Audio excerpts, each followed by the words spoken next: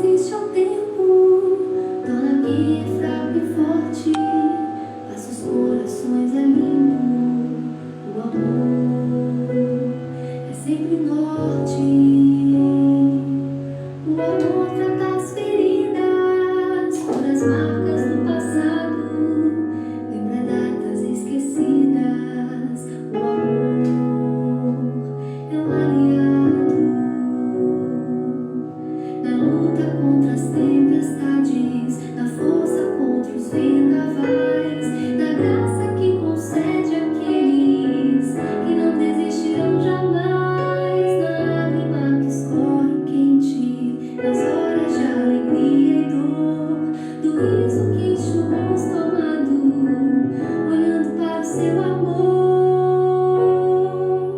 O amor é assim mesmo.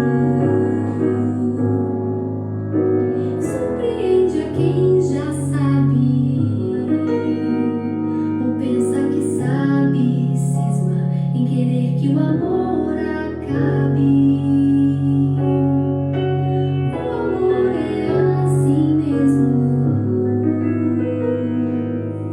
vive para a eternidade, ainda que andando a esmo, encontro um lar cedo, tarde.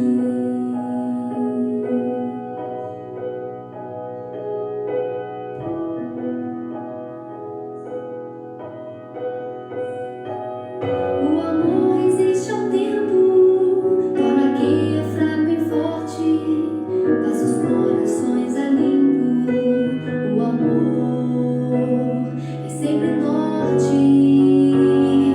O amor trata as feridas, cura as marcas do passado, lembra datas esquecidas. O amor é um aliado na luta contra as tempestades, na força contra os vendavais, na graça que concede àqueles que não desistirão jamais, na lágrima que escorre quente, nas horas de alegria e dor, no riso que enche o rosto amado, olhando para o seu amor. O amor é assim mesmo. Surpreende a quem já sabe, ou pensa que sabe, cisma em querer que o amor acabe. O amor é assim mesmo, vive para a eternidade, ainda que andando a esmo, encontro um lar cedo, tarde.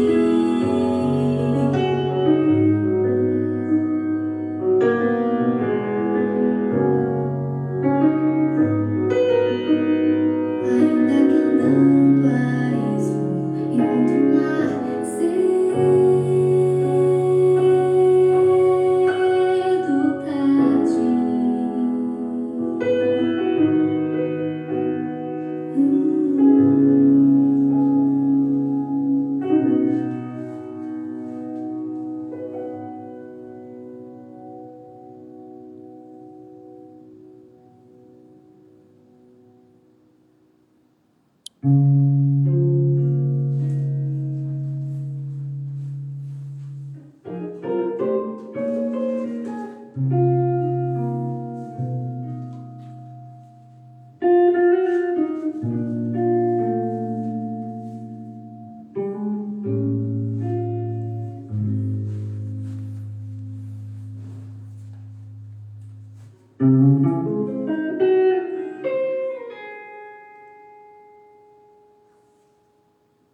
Faz tão bem cumprir de carinhos alguém,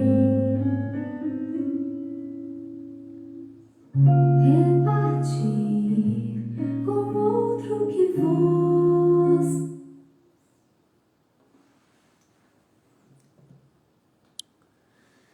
E aí, gente, boa noite, tudo tranquilo? Como é que vocês estão? Mais uma vez, hoje eu liguei uma mesa de som aqui, então se você puder me dar um retorno como está o nosso som, se está chegando o som tranquilo para você, me dá um retorno, por favor, para a gente poder começar o nosso bate-papo. Bom ter vocês aí, que bom nosso encontro. E eu espero que a última semana tenha sido proveitosa, que você tenha usado para refletir, revisto, enfim, eu espero que sim. Ok? O som está ok para vocês, gente? Me dá um retorno só aí. Ok, Maestro, o som está ok aí? E aí, Simone, Rosângela, o som está ok então, beleza. Ok. Obrigado, Eudes. Bom ter você, Eudes, o Pedrita, né?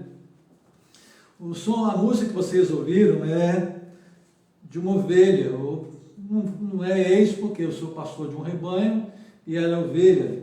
É da Aline Pignaton. Ela, quando eu tomei posse aqui na época, na primeira igreja batista, a Aline veio cantar, ela é minha ovelha lá em Eurico Salles, ela me presenteou com esse CD. O que realmente importa, eu não estou fazendo merchandising não, tá, gente? Porque é uma música gostosa de se ouvir, e o título dessa música é O Amor é Assim Mesmo, um CD realmente muito gostoso de se ouvir. Ela fez uma dedicatória, alguém muito especial. Nós vamos ao nosso encontro, a nossa conversa de hoje. Eu quero crer, estou crendo que você deu uma lida no capítulo 2. Ele é um capítulo bem menor em relação ao capítulo 1. Você vai encontrar praticamente 3 divisões, 3 assuntos bem claros, bem básicos que João nos apresenta. Então, hoje o caminho é em João, e o caminho é Jesus, o capítulo 2. Eu quero tratar com você alguns princípios, algumas, talvez, curiosidades, alguma coisa que você não saiba, e o que eu disse na última semana. A minha intenção com você é trabalhar o que o texto diz, o que pode em algum momento causar alguma dificuldade, alguma resistência, e eu vou entender perfeitamente qualquer tipo de resistência que alguém possa ter, e é o que eu peço que você também, caso alguém se manifeste, que você entenda, né? O que eu faço um apelo aqui é o que eu disse na semana passada, Atos 17:11, os crentes de Bereia. Paulo disse que aqueles crentes eram mais nobres que os de Tessalônica, porque quando ouviam o que Paulo falava, eles iam para as Escrituras para ver se aquilo de fato era daquela forma, se era mesmo aquilo que as Escrituras diziam. Então, o nosso tempo aqui é, quando você ouvir alguma coisa que te causar estranheza, mesmo até um mal-estar, o que eu faço um apelo a você, que você vá para as Escrituras e tire dela e busque nela, e só nas Escrituras, a resposta que tem ali que a gente precisa dela. Não a resposta que nós gostaríamos de encontrar, mas aquilo que o texto diz, às vezes de maneira extremamente explícita e às vezes não. Mas eu quero crer que hoje vai ser tranquilo e a gente vai aprender alguma coisa, vamos caminhar, e eu quero ficar dentro de um tempo previsto, não vou tomar muito o seu tempo.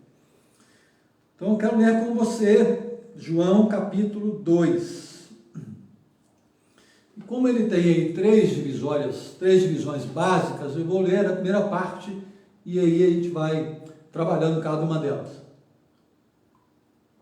A primeira fala sobre o casamento em Caná da Galileia, depois sobre Jesus purificando o templo e, por fim, quando João diz que Jesus conhece todas as pessoas. Então, a leitura primeira, João 2, do verso 1 ao verso 11.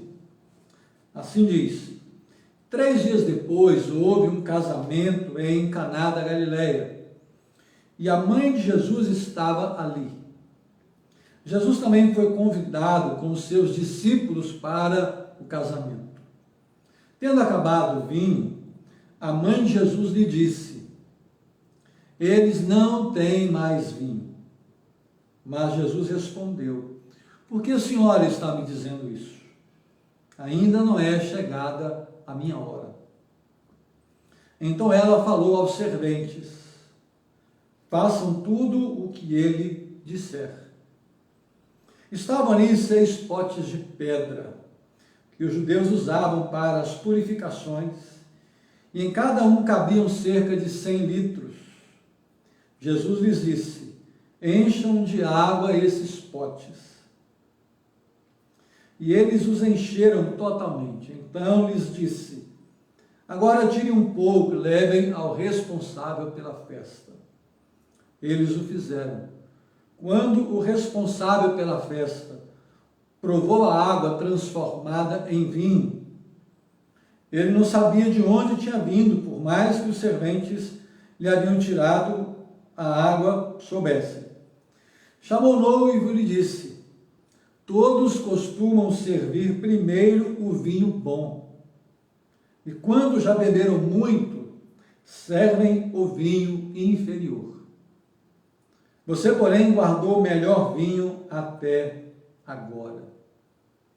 Assim, em Caná da Galileia, Jesus deu início a seus sinais. Ele manifestou a sua glória e os seus discípulos creram nele. Você pode orar comigo, acompanhar a oração? Pai, nossa vida está nas tuas mãos. E tendo a palavra nas mãos, eu rogo a Ti, por misericórdia, ó Deus, abra o nosso entendimento, ó Deus, aumenta a nossa compreensão. Aquilo que é impossível à mente humana, eu rogo a intervenção do Teu Espírito, nos ensinando, nos preparando, nos enchendo conforme a Tua vontade. Ajuda-nos, Pai, a entendê-la e praticá-la. É minha oração ao Senhor, em nome de Jesus. Amém. Aqui nós temos um casamento e é curioso que Jesus começa o ministério dele. Aí você se lembra, quando eu falei semana passada, os evangelhos sinóticos, Mateus, Marcos e Lucas, eles tratam de coisas muito parecidas. João foi escrito já depois que todos os apóstolos estavam mortos, no ano 90, no ano 100. A igreja enfrentava um grande problema, muitas dúvidas, uma associação do judaísmo com a cultura grega, que trouxe muitos problemas. E muito do que era problema na época, a gente está vendo hoje, esses problemas se repetindo. Muitas dessas coisas que nós estamos lidando hoje, conflitos e dificuldades enormes, muitas delas não existiriam se tivéssemos não apenas famílias, mas casamentos sarados ou que se enxergam conforme a palavra de Deus.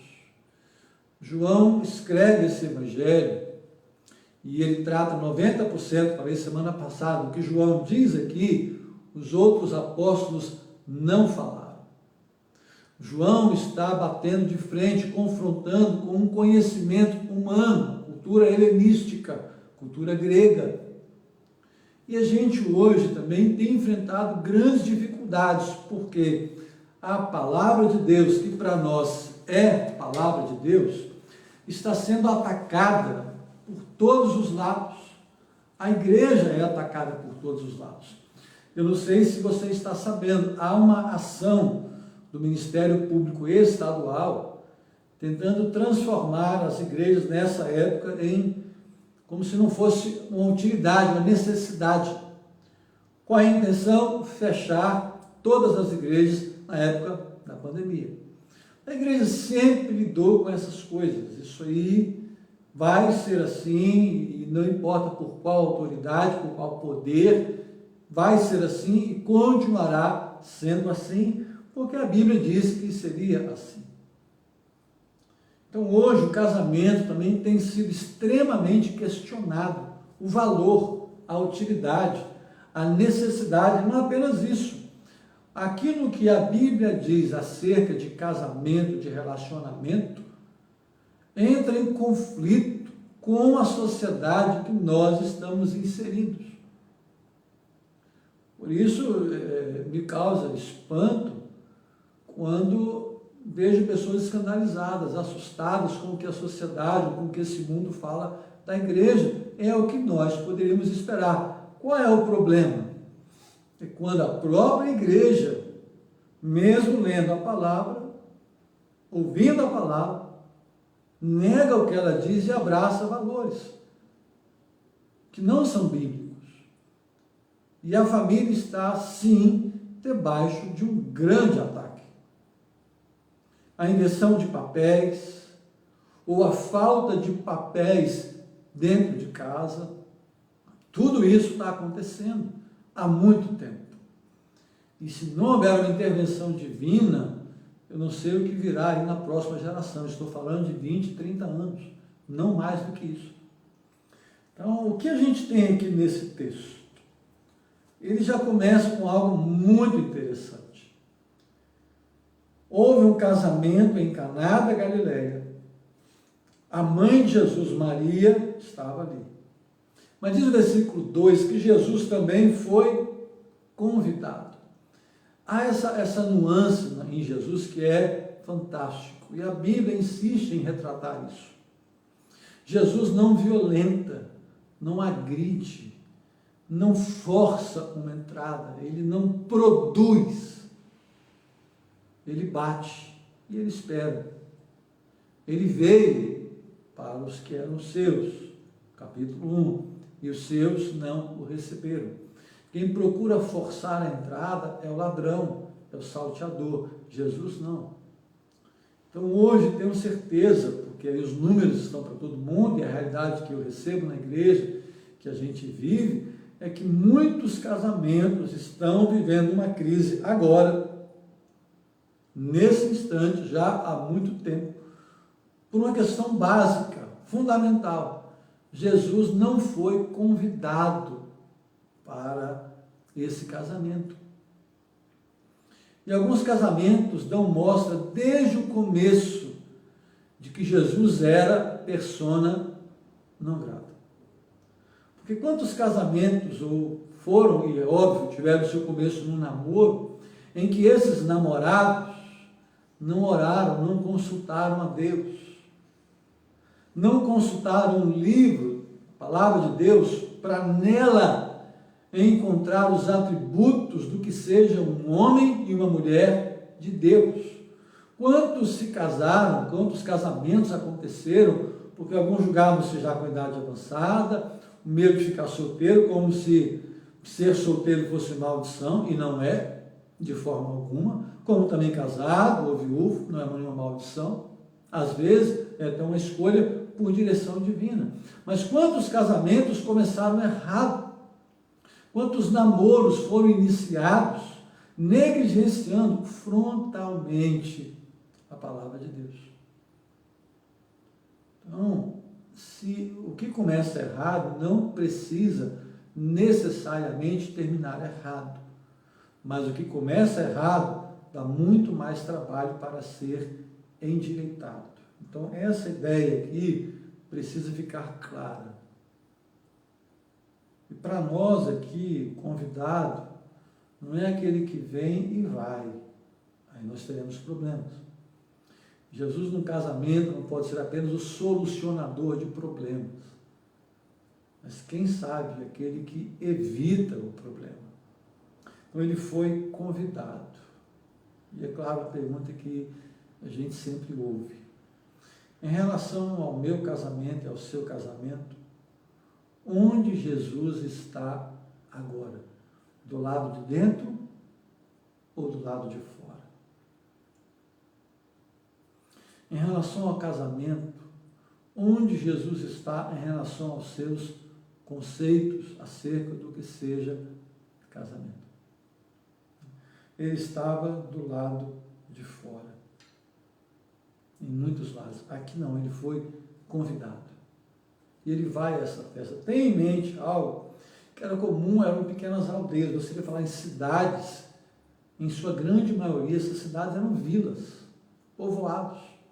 Todos, conheci, praticamente todos eram convidados. Então Jesus e a mãe dele, os discípulos, foram convidados para esse casamento. No verso 3 surge um problema. Acabou o vinho. E aí Maria, ela percebe que havia um problema ali.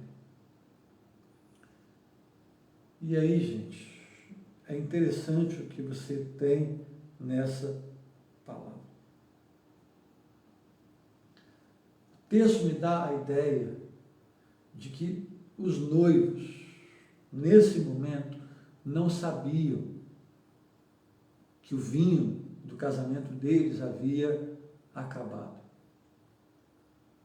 Mas Maria sabe, por algum motivo ela foi procurada. Quem sabe ela percebe o movimento na casa, o movimento na festa. E aí, gente,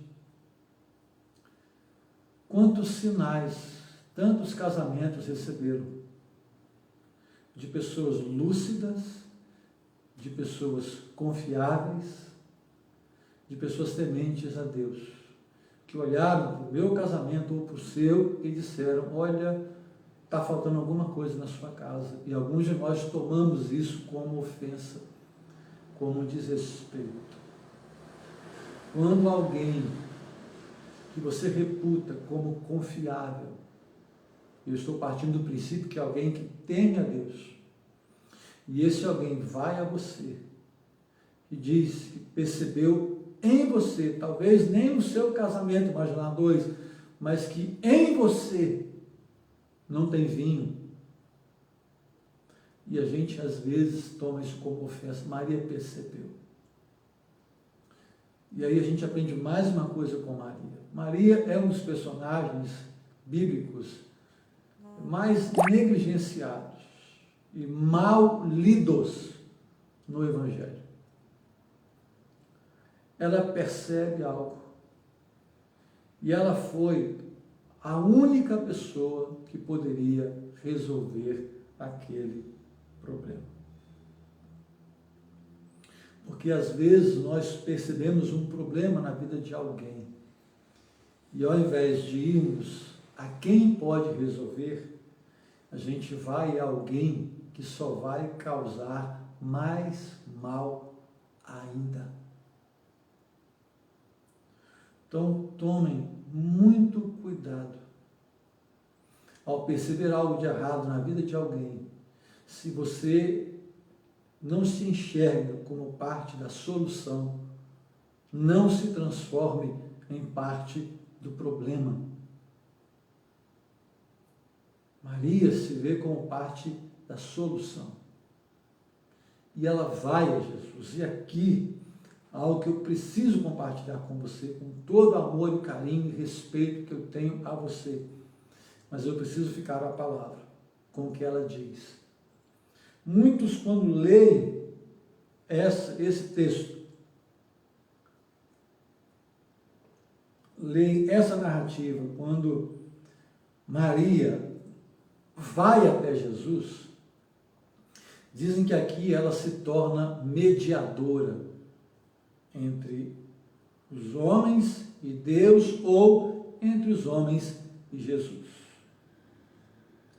Eu não teria dificuldade alguma em aceitar isso, contanto que isso estivesse escrito na Bíblia.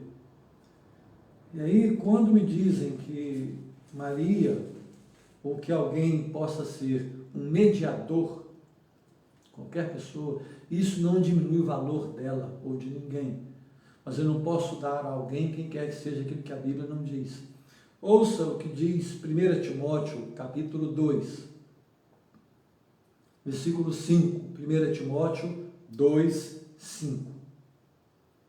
Porque há um só Deus e um só mediador entre Deus e a humanidade, Cristo Jesus, homem.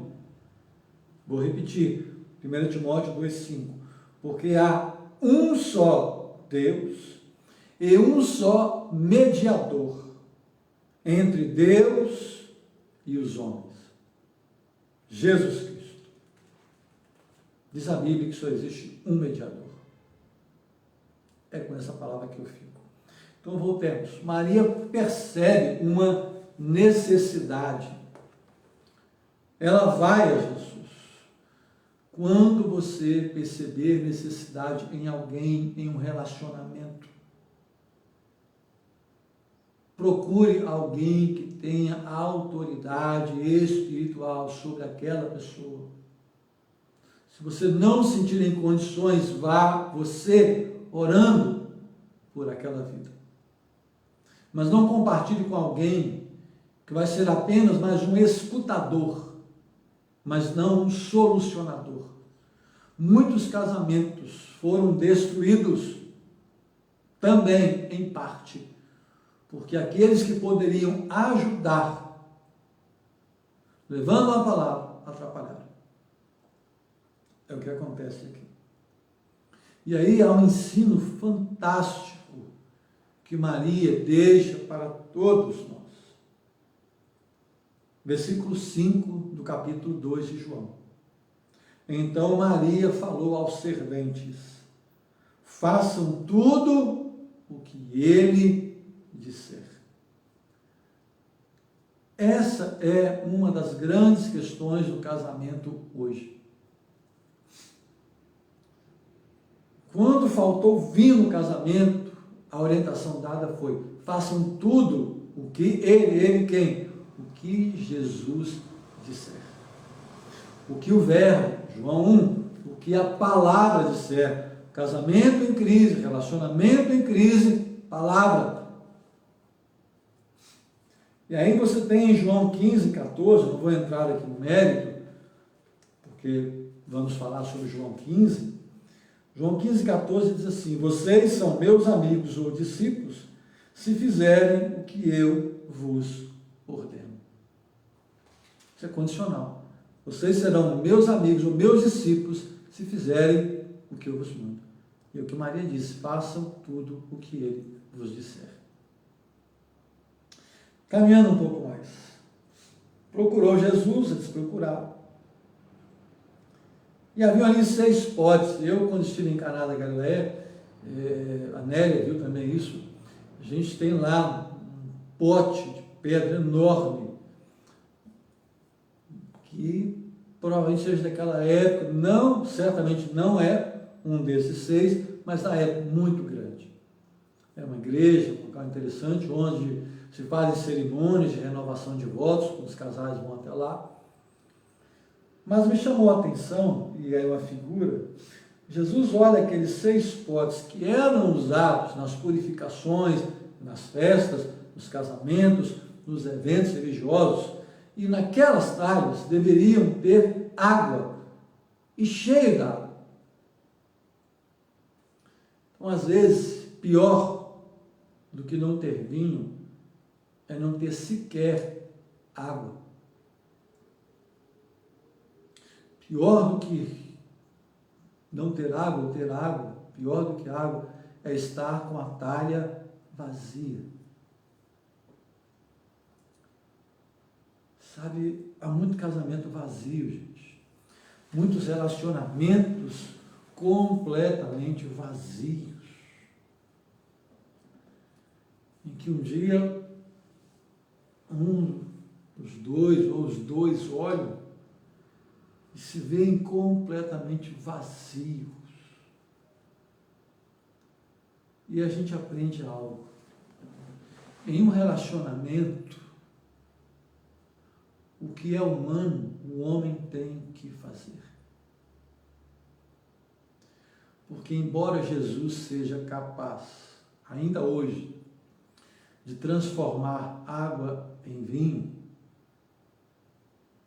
o milagre nem sempre acontece. E acontece às vezes, não é porque Jesus mudou, é porque a talha já não tem sequer água para ser transformada em vinho. Há muitos casamentos em que um dos cônjuges não oferece o vinho, mas há outros ainda pior, que sequer oferecem água.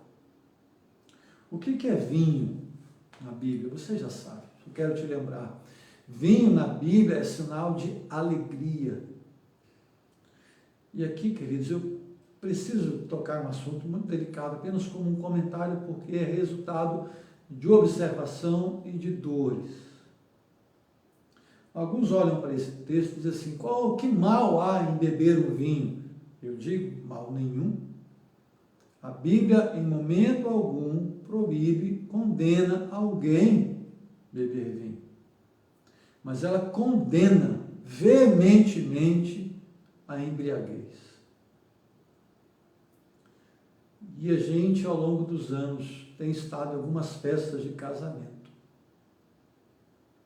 Para nossa vergonha, em que muitos homens e mulheres que se apresentam como cristãos, não é crente não, um cristão, que saem de lá, de uma festa de casamento, completamente bêbados.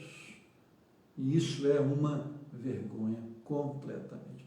Parafraseando Boris Casoy, isso é uma vergonha.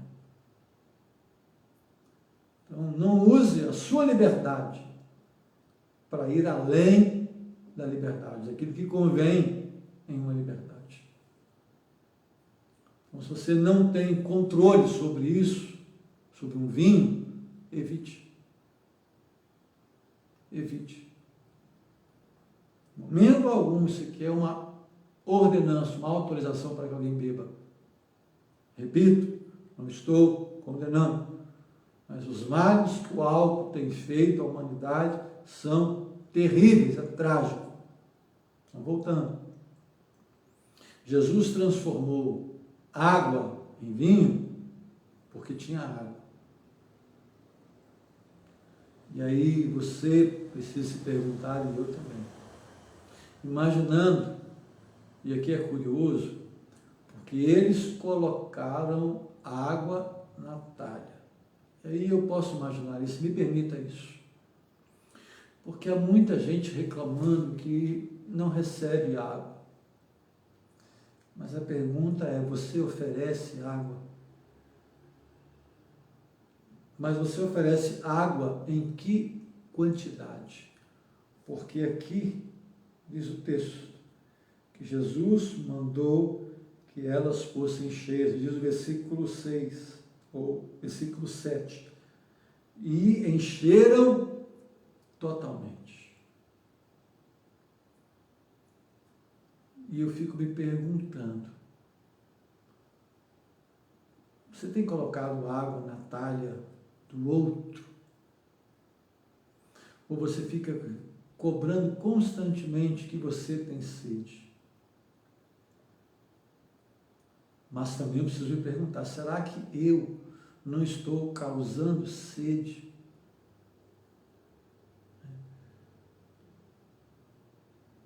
E aí é uma outra reflexão. Há muitas pessoas querendo tocar o casamento apenas com água, mas a minha talha está cheia, ou seja, eu cumpro com as minhas obrigações, em todos os aspectos. Ok. Mas você, tal qual o vinho, é uma alegria para outra pessoa. Você gera nela alegria, você gera nela a vontade de beber você todo dia. Você se enxerga como o melhor dos vinhos. Há muita gente que só tem água. Quando se tem sede, nós precisamos de água. Mas quando se quer fazer festa, se faz com vinho. É um princípio. E aqui é um outro princípio. Sem vinho, sem festa, um casamento não se sustenta. E quem é que opera o milagre do vinho? É Jesus. Isso aqui é um princípio do casamento. Deixar Jesus fora do casamento. O que é deixar Jesus fora para nós que cremos? É deixar os ensinos, deixar os princípios e deixar as ordens. Porque, às vezes, alguns casamentos tinham vinho, mas sem se darem conta, houve um milagre inverso. O vinho foi sendo transformado em água e a água foi secando até que ela acabou. em alguns momentos, em alguns casamentos, simplesmente não há mais o que fazer a não ser por uma intervenção divina. Porque olha só, eu estou terminando de pegar as outras partes de João 2. Jesus disse: você guardou o melhor vinho até agora, e eu fico me perguntando, pergunto a você: o seu melhor vinho, aqui diz guardado, mas era guardado que era oferecido. Porque há muita gente que tem vinho guardado na adega, vinho caro, vinho nobre, só para ser mostrado, só para ser exibido. E olha, eu vejo as redes sociais, quantos irmãos e irmãs que são como vinho importado, todos admiram, mas o dono nunca prova,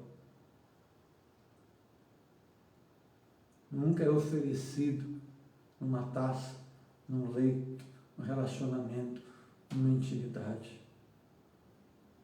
Quantos relacionamentos hoje são relacionamentos de adegas, de vitrines, apenas para serem vistos? Quantos casamentos hoje não resistem à ausência da rede social, porque é tudo que eles têm. Por isso que a gente vai num lugar, numa pizzaria, em qualquer lugar, você vê casal um de frente para o outro no telefone o tempo todo. Sabe o que é isso? Apenas exibindo para todo mundo no casamento, postando fotos que não são a realidade. E quando chega em casa, se muito tem água, a maior parte das vezes é só uma talha vazia. Há muita gente que está desperdiçando tempo de beber o melhor dos vinhos. Alguns, todo coração, todo respeito, mas alguns já perderam o tempo do melhor vinho. Não conseguem ir além da água. Jesus opera milagres? Sim. Mas quantas vezes pessoas dizem esperar milagres, mas são incapazes sequer de encher a talha de água, de se esforçarem para encher a talha de água. Você precisa pensar nisso, querido. Você é vinho que se prova, ou você é apenas um vinho para ser exibido? Ou um vinho que se exibe? É algo para se pensar. E a última evidência aqui, apenas porque há anos atrás eu li um livro por título Jesus Histórico, e ele apresentava narrativas de milagres que Jesus havia feito na sua adolescência, na mocidade, porque existem muitos comentários, muitos outros livros que falam que Jesus havia feito tantos milagres. Mas nós estamos com a Bíblia, versículo 11 diz: Jesus deu início aos seus sinais. E você vai encontrar em João, que João aborda os sinais como questões muito particulares. Públicos pequenos. João tem uma outra proposta para a gente pensar. Então guarde isso, o ministério de Jesus, como Redentor, visível, conhecido, se dá a partir da narrativa do milagre em Caná da Galileia. Pensa nisso, querido.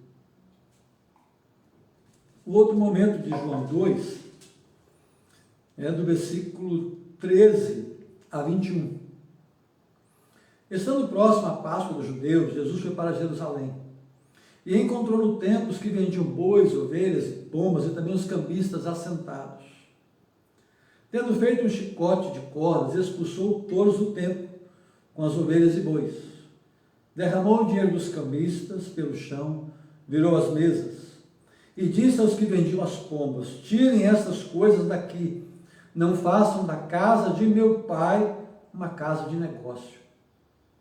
Os seus discípulos se lembraram que está escrito: o zelo da tua casa me consumirá.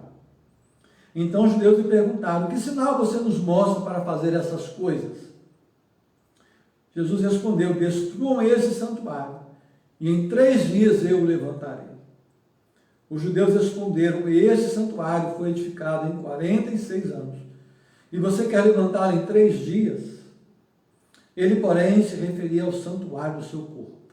Quando, pois, Jesus ressuscitou dentre os mortos, os discípulos dele se lembraram que ele tinha dito isso e creram na Escritura e na palavra de Jesus. Aqui é um problema. O comércio no templo poderia acontecer, sim, de modo limitado, em um local específico. Quando você vai nas ruínas do templo, no Muro das Lamentações, você passa em frente onde era um antigo comércio, algo próximo ali, junto às ruínas do templo. Havia um local propício para aquilo, até porque os peregrinos, quem vinha de longe, às vezes tinham como trazer um animal. Então chegava ali e comprava, era uma casa de câmbio, fazia essas trocas. Qual é o problema? É que isso se tornou um fim. E em um lugar, no pátio, em que muitos dos gentios já não tinham acesso. Muitos não podiam entrar em alguns lugares, eram restritos porque alguns enxergaram a igreja, o templo, um meio de lucro. Uma novidade que a gente enxerga hoje. Os mercadejantes da fé, os que negociam. Mas é claro, é muito confortável para eu apontar para alguém e dizer que este ou aquele são mercadejantes, são vendilhões. Mas às vezes essa artimanha maligna, ela se manifesta em nós de modo muito tênue, uma linha muito tênue, muito delicada. Irmãos, a igreja não existe com o fim de obter lucro, ganho financeiro. Sempre se imagina uma atividade com o fim de se ganhar dinheiro, nós estamos incorrendo no risco, no erro de sermos açoitados por Jesus. Por isso é um risco quem lida, por exemplo, eu disse que nas minhas falas aqui eu ia abordar ministério, por exemplo, quem lida com o ministério de finanças da igreja, um risco muito grande de enxergar o ministério como um fim, diferente de tudo mais que acontece na igreja. Todos os ministérios em uma igreja, inclusive de finanças, tudo coopera para uma única intenção, a glória de Deus e alcançar vidas e servir as pessoas. Muitas das vitórias que eu experimentei, que eu vivi como igreja, se eu tivesse consultado especialistas, não teria feito. Certamente que por várias vezes, muitas vezes, por ter ouvido gente sábia, não tomei a atitude errada. Mas nunca, jamais, finanças, tesouraria, planejamento, pode se colocar sequer em pé de igualdade com a visão que Deus possa dar à igreja. A questão não é quanto vai custar, a questão é como chegar onde o Senhor nos tem mostrado. Pela fé, crendo no Senhor. É uma das coisas que mais me causam espanto e desprezo quando querem transformar a igreja em um negócio, em uma empresa. Nós não somos isso. Então, algo que você tem que perguntar todo o tempo no seu coração. Em todo o tempo. Até porque aqueles querem obter lucros. Mas quantos obtêm lucros não financeiros, mas outro tipo de vantagem, de um ganho, pelo fato de estarem servindo na igreja? Você consegue entender isso? Há muitos que estão na igreja obtendo lucros, que não são financeiros. Olha o que Jesus diz no versículo 16. Olha o que Jesus diz no verso 16. Não façam da casa de meu pai uma casa de negócio. E aqui eu preciso abrir um parênteses. E apelo ao seu melhor coração, com toda a minha dificuldade, com toda a minha estupidez, ignorância e incapacidade, eu tenho que tratar com você. Nós estamos em época de política, começou domingo. E há muitos que veem na igreja uma possibilidade de negócio, de lucro. Temos membros da igreja que estão se candidatando, nada contra, nenhuma objeção. Mas todos sabem, todos, e você sabe, que nenhum membro da igreja deve esperar que, como pastor ou como igreja, a gente vá apoiar alguém enquanto instituição. Enquanto cidadão, sim, vou votar em alguém. Mas enquanto instituição, enquanto igreja, não espere apoio, porque desse pastor, enquanto eu for pastor dessa igreja, isso não acontecerá. Não vou chamar candidato algum, de circunstância nenhuma, nada, para vir diante da igreja, púlpito, ou alguns chamam de altar, para pedir oração por eles. Eu não farei isso. Não permitirei que seja feito. Então, quero, nesse parênteses, fazer um apelo, por favor. Se alguém que for candidato disser a você, eu queria falar com o pastor sobre isso, por favor, já mate a ideia no nascedouro. Não traga a mim. Se eu quiser falar com algum candidato, ouvir as propostas deles, eu vou na rede social deles e vou ouvir os projetos ou as ideias que eles têm, que eu quero crer que vão publicar. Até porque quando publicar eu poderei cobrar. Então, ainda nesse parênteses para fechar, o Coporanga tem 4 pré-candidatos a prefeito. Uma sugestão: olhe o plano de governo dos 4. Mande mensagem, peça o plano de governo. É uma sugestão. Voltando. Igreja não é lugar de negócio, de negociar apoio. Não se faz isso. Nós cremos na completa separação entre igreja e Estado. Nós colaboramos, nós ajudamos, a pandemia chegou, o centro social serviu e fez máscara, e fez jaleco, e a gente pode servir, vamos servir, mas de modo isento, completamente independente. Foi assim e assim será. Não vamos negociar nada. Nem como cidadão negociar. É vergonhoso. Fechando parênteses. Aí os judeus olham para Jesus e dizem para ele, verso 18 do capítulo 2, que sinal você nos mostra para fazer essas coisas?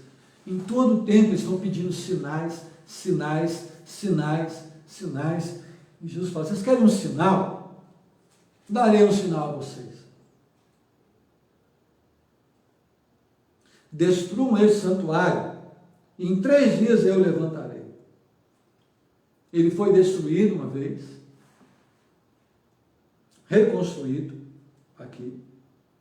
Depois ele foi destruído no ano 70, mas aqui, no ano 70 por Tito, mas aqui Jesus fala, olha, destruam, em 3 dias eu levanto. E eles, é claro, não podiam entender aquilo. Como assim? Porque foi gasto 46 anos. Curioso o quanto nós somos capazes de ouvir o que Jesus fala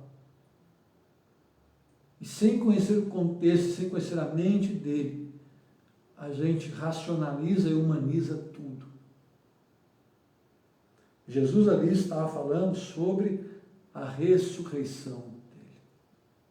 E aqui eu fico me perguntando, irmãos, quantos de nós tão preocupados, no contexto de João 2 no começo, em edificarmos um palácio para a família, carros e casas e roupas e grifes e pompas e poupança, dinheiro e bens. E Jesus fala, olha, isso aí não. Até porque isso tudo, na melhor das hipóteses, vai ser água, nunca vinho.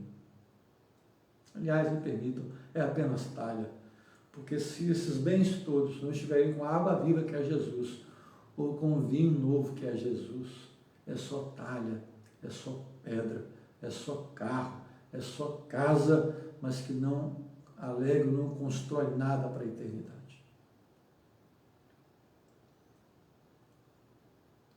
E quantas coisas Jesus tem falado conosco, tem nos ensinado, e a gente, às vezes, por conveniência, prefere fazer de conta que não entendeu. Aqui eles não entenderam de fato, mas muitos de nós, e você talvez que me ouve agora, você sabe o que Jesus tem falado, você sabe o que a Bíblia diz, mas você prefere fazer de conta que não entendeu.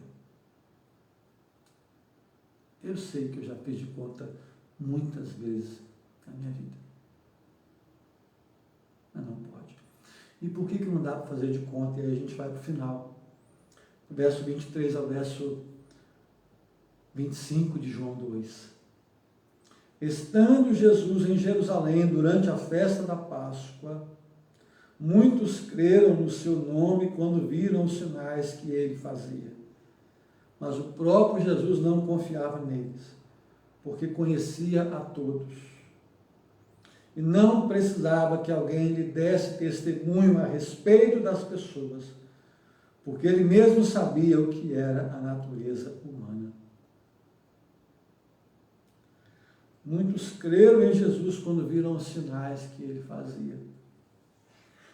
Meu grande medo com os sinais, e eu creio em todos eles, que milagres acontecem.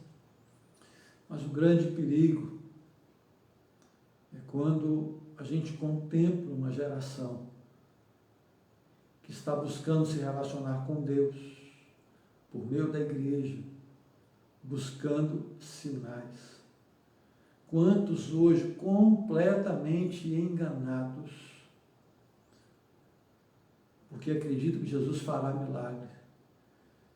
E eu, quando leio a Bíblia, pelo menos a Bíblia que eu leio, diz a Bíblia que muitos que creram em Jesus foram cerrados ao meio, esquartejados, transformados em tochas humanas, colocados, pendurados em um poste e atiraram fogo. Quantos morreram ao fio da espada? Quantos morreram comidos por feras? Quantos foram mortos nas arenas? Quantos homens e mulheres de Deus que o mundo não era digno, muito melhores do que nós, não tiveram suas orações atendidas, mas nem por isso deixaram de crer. O Evangelho fala que Deus faz milagres e nós cremos. Houve um em Caná da Galileia, mas não quer dizer que ele vai acontecer em todo o tempo.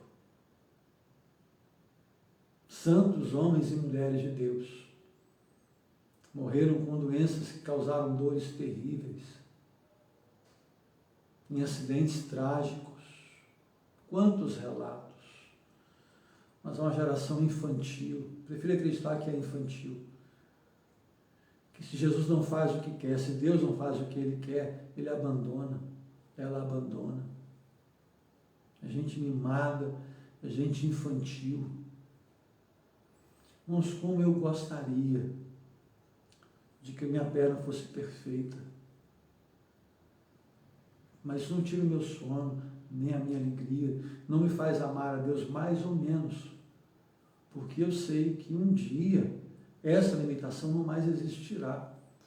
Mas eu prefiro ainda ter uma limitação física do que uma limitação intelectual, uma limitação espiritual, uma deficiência espiritual. É muito pior. Uma deficiência que me impeça de discernir o que acontece ao meu redor. Isso tem acontecido. Nós estamos num tempo em que as pessoas estão chantageando a Deus, exigindo milagres. Isso não existe. Nós temos que reaprender o nosso lugar de servo, porque o Senhor sabe qual é a nossa motivação para vir à igreja ou para estar diante dele. Olha o que o texto diz: muitos creram por causa dos sinais, mas Jesus não confiava neles. E por que não confiava? Porque ele conhecia. Irmãos, quando eu reli esse texto, final do verso 24, conhecia a todos, e ele não precisava que ninguém dissesse nada para ele acerca de ninguém, porque Jesus conhecia e ele conhece a natureza humana. Irmãos, isso que nos diz, para alguns de nós, para muitos de nós, simplesmente pararmos de brincar, como se Deus não soubesse quem de fato nós somos. Há muita gente pedindo para Deus transformar água em vinho, quando a água está suja, podre, estragada, ou nem tem água, e fica brincando. Isso é fato, gente. O texto é claro, Jesus conhecia. Jesus sabe quem eu sou. Sabe quanta gente na igreja prestou um desserviço para o Evangelho? Porque a minha frustração, isso de fato me adoece. Rede social, hoje eu falei isso, me adoece. Quando eu vejo declarações de amor e de um amor a Deus que não se sustenta. Quando eu vejo gente brincando, gente cheia de dorzinha, cheia de frustração, que se não for como quer, pula do barco. E Jesus conhece. Hoje é dia de me perguntar, Senhor, a minha talha tem vinho? A minha talha tem água? Ou está vazia? Porque eu posso enganar você, enganar as pessoas na rede social, não é assim? Eu já brinquei, é isso. Esses elogios, nossa amiga, você está linda. Olha, nem sempre está linda não, filho. Às vezes está vergonhoso, está ridículo, está pavoroso, e você está achando que está lindo. Está não, você está pagando mico na internet. Você está envergonhando a sua vida, a sua casa, a sua igreja, porque você é infantil. Você é bobinha, você é bobinho. Falando de intimidade com Deus que você não tem. De um conhecimento que você não tem. E isso é doloroso. A igreja de hoje, muitos que só querem ir na festa de casamento, mas não quer participar do milagre. E muitos não querem milagre, uma questão muito simples. Porque nós sabemos que Jesus sabe quem nós somos.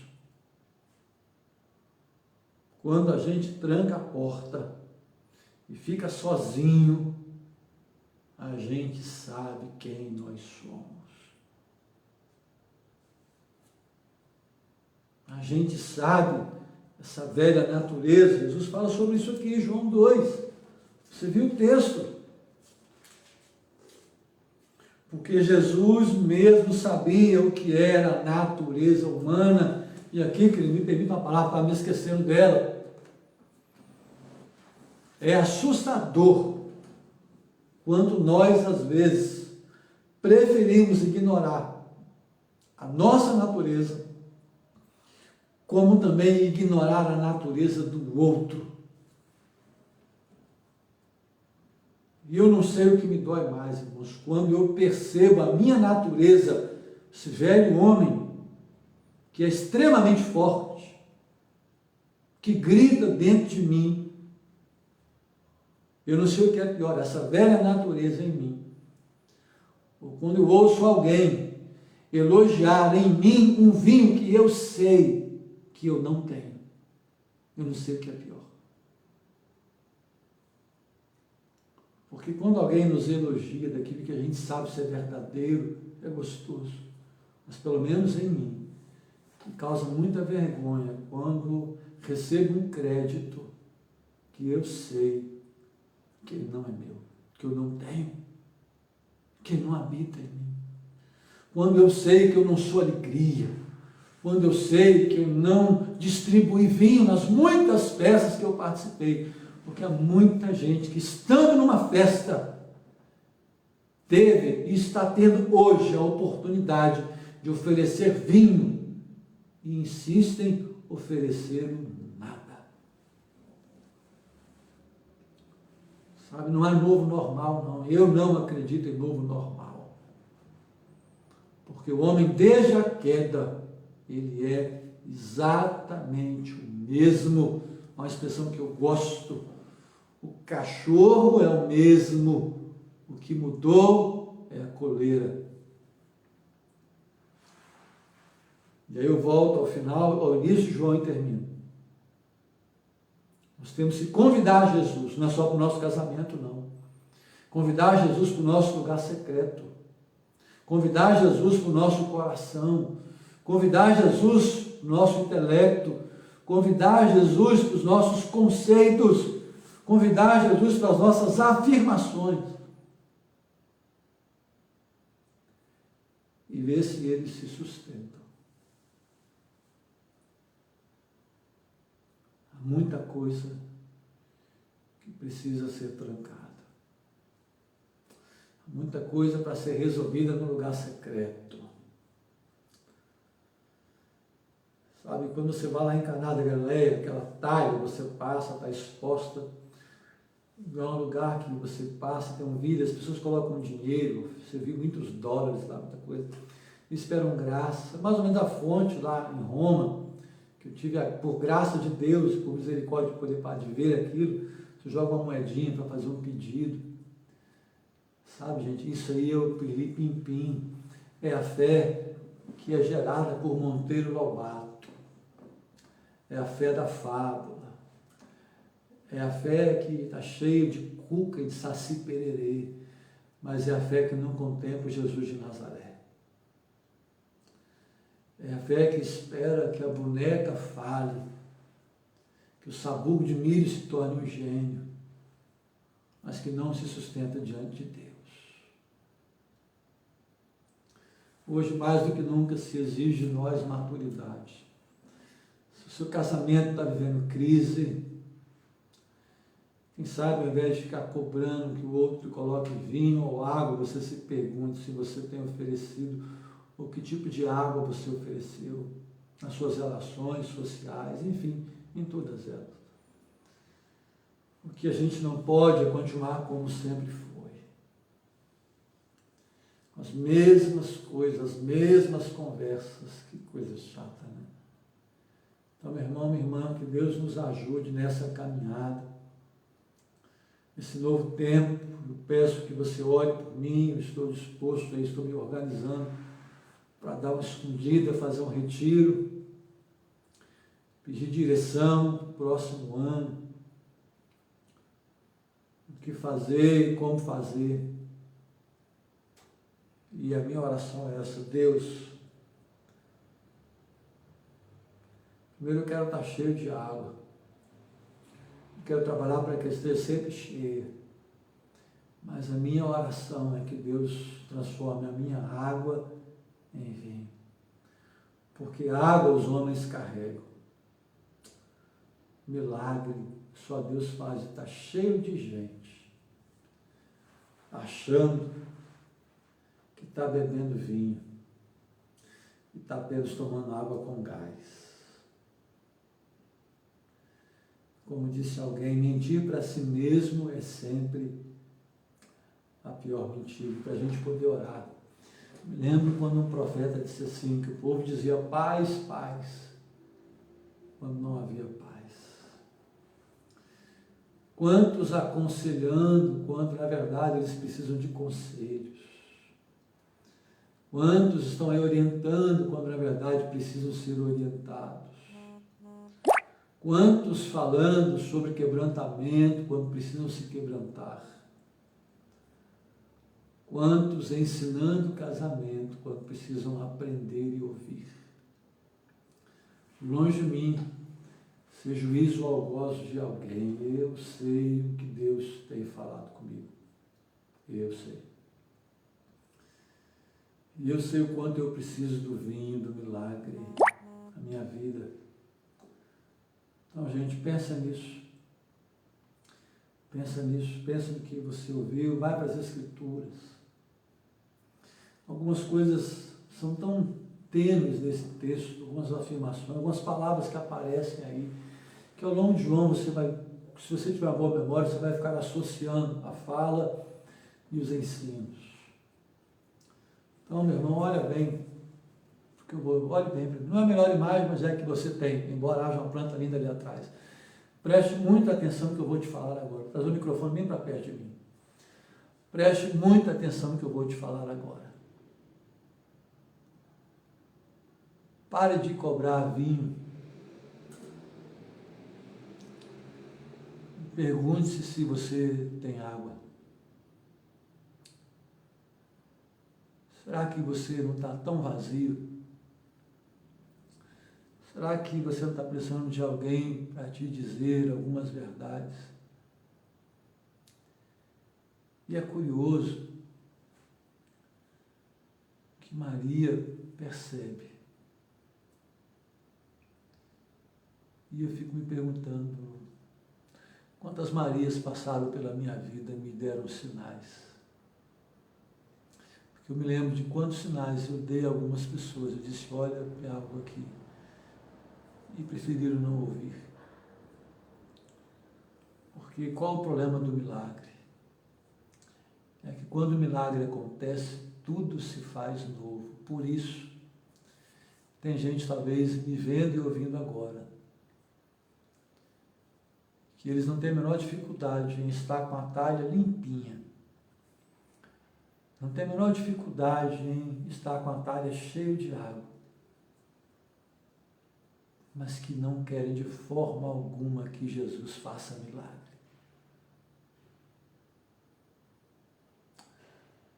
Pensa nisso. Ele não mudou. Talvez a gente tenha mudado.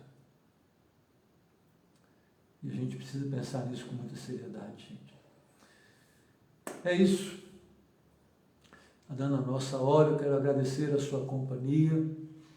Fazer um apelo a você, querido. Convide amigos para participar.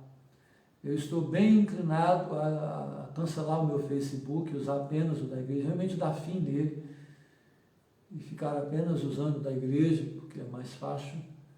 E a minha necessidade de rede social é cada vez menor. E mesmo no Instagram, que eu não tenho postado praticamente nada, se eu postar, será apenas sobre o Evangelho, nada do que eu pense, nada, nem texto, nada mais sobre. Talvez eu publique algum dia, talvez.